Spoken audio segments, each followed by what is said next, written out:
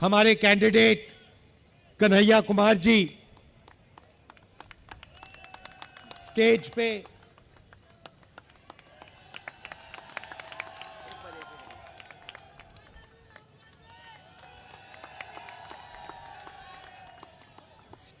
पे इंडिया गठबंधन के वरिष्ठ नेता, गठबंधन के प्यारे कार्यकर्ता, बब्बर शेर, भाइयों और बहनों, प्रेस के हमारे मित्रों, आप सबका यहां बहुत बहुत स्वागत, नमस्कार। कैसे हैं आप?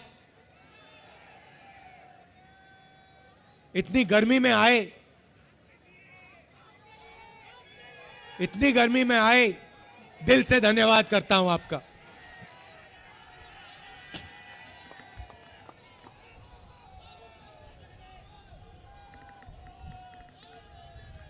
भाइयों और बहनों, लड़ाई इस चुनाव में ये कॉन्स्टिट्यूशन की है, संविधान की है। ये जो संविधान है, ये सिर्फ एक किताब नहीं है। इसमें हिंदुस्तान की हजारों साल पुरानी एक विचारधारा, एक सोच है।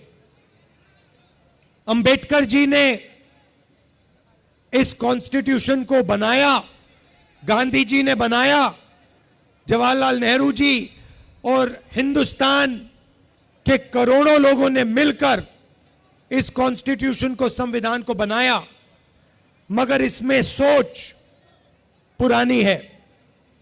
सोच बुद्ध भगवान की है, नारायण गुरु जी की है, बसवना जी की है, फूले जी की है, गांधी जी, अंबेडकर जी, इन सब की सोच से यह कॉन्स्टिट्यूशन बना है। और पहली बार बीजेपी के लोग खुलकर कभी नहीं कह सकते थे, पता नहीं आपको मालूम है नहीं मालूम है, मगर उन्होंने ना ये कॉन्स्टिट्यूशन एक्सेप्ट किया था, ना हिंदुस्तान का तिरंगा एक्सेप्ट किया था। तो पहले ये कहते नहीं थे, चुप रहते थे और सोचते थे कि किसी ना किसी दिन हम अंबेडकर जी की सोच, बुद्ध भगवान की सोच, गांधी जी की सोच को फाड़ के फेंक दें, मगर खुलकर कभी नहीं कह पाते थे।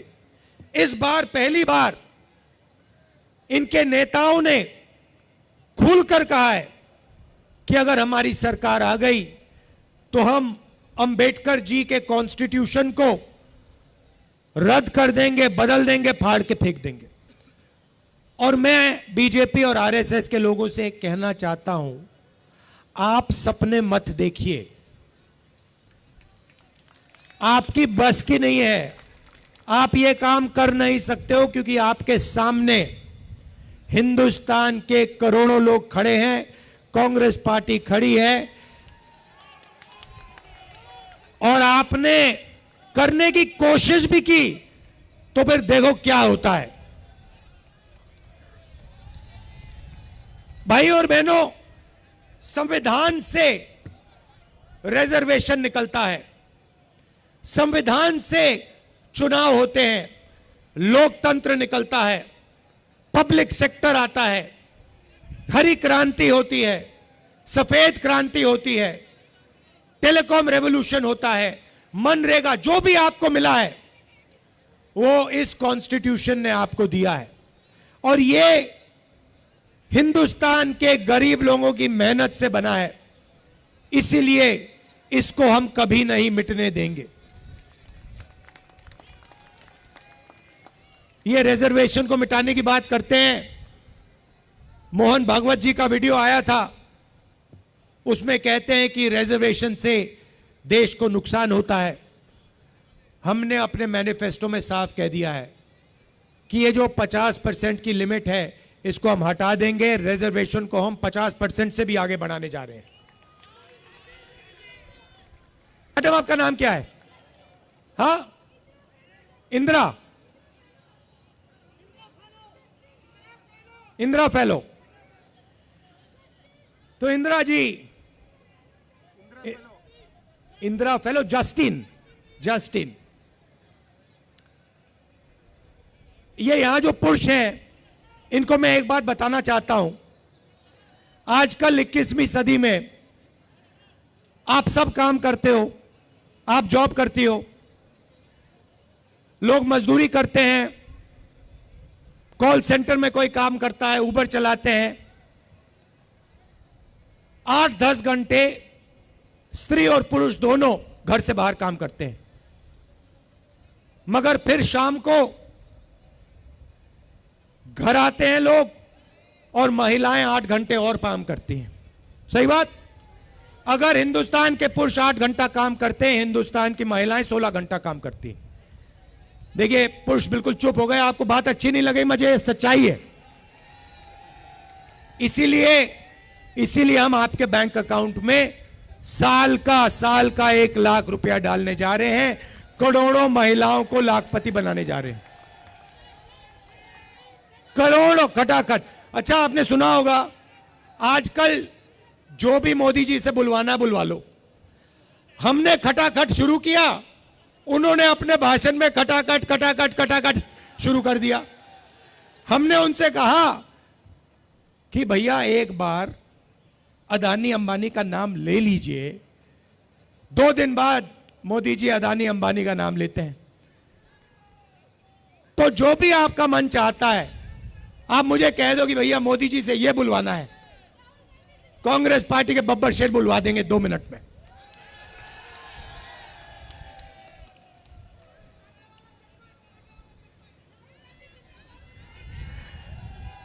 किसानों को, खैर यहां ज्यादा किसान नहीं है, मगर बताना चाहता हूं आपको, किसानों का कर्जा माफ और किसानों को मिनिमम सपोर्ट प्राइस, मजदूरों को मनरेगा के लिए 250 रुपए नहीं 400 रुपए, आशा और आंगनवाड़ी महिलाओं की आमदनी दुगनी। यह हमारा मैनिफेस्टो में लिखा है। यहां पे बहुत सारे युवा हैं, आपको मैं मैसेज देना चाहता हूं। सबसे पहला काम, 30 लाख जो सरकारी नौकरियां हैं वो हम आपके हवाले करने जा रहे हैं। दूसरा काम, आज हिंदुस्तान में, दिल्ली में, पता नहीं आपने मेरा वीडियो देखा नहीं देखा, मगर उसमें मैंने कहा कि अगर कोई ऊबर चलाता है, ओला चलाता है, ट्रक चलाता है, ड्राइवर है, ऑटो चलाता है, और गलती से अगर वो किसी को मार देता है तो उसकी 10 साल की सजा होती है। पुलिस वाले हथकड़ियां लगा देते हैं, जेल में डाल देते हैं, मारते हैं और 10 साल की सजा, चाबी फेंक देते हैं। पूना में अरबपति का बेटा करोड़ों रुपए की गाड़ी चलाता है, 18 साल की भी नहीं है, 18 साल का नहीं है वो, 17 साल का है, इलीगली चला रहा है। 2 लोगों को वो मार देता है, जान से मार देता है, और उसे कोर्ट कहता है कि 300 शब्द का ऐसे लिख दो।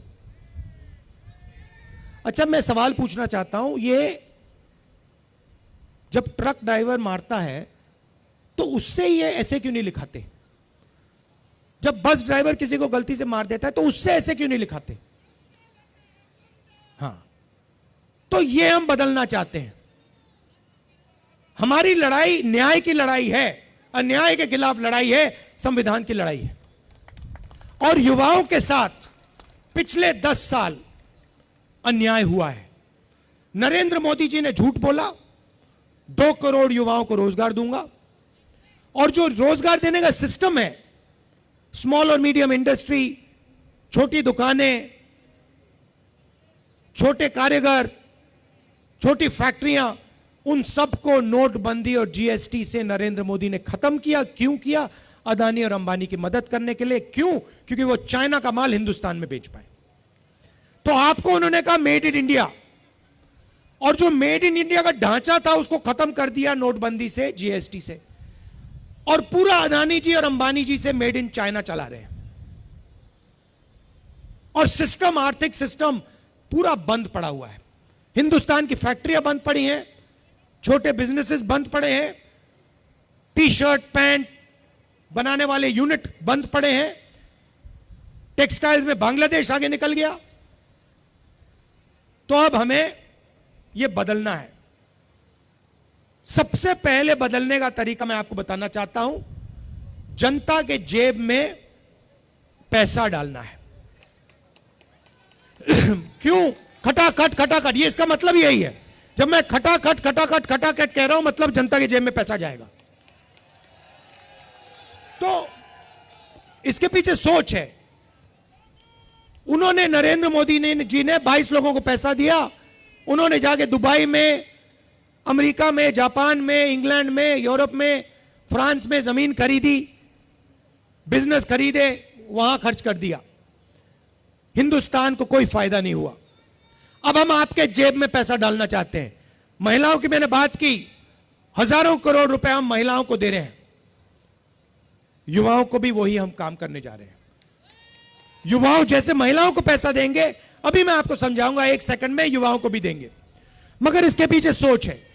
जैसे ही हम आपके जेब में पैसा डालेंगे, आप उस पैसे को खर्च करोगे। करोड़ों लोग shirt pant, motorcycle, scooter, mobile phone, ये चीजें खरीदेंगे।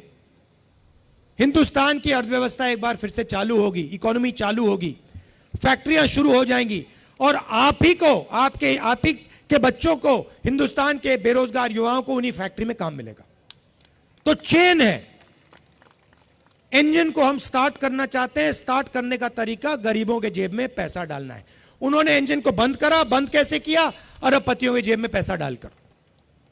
अब युवाओं की बात करना चाहता हूं। 30 लाख रोजगार तो हम आपको शुरू में ही दे देंगे, मगर उसके बाद आपको हम एक अधिकार देने जा रहे हैं।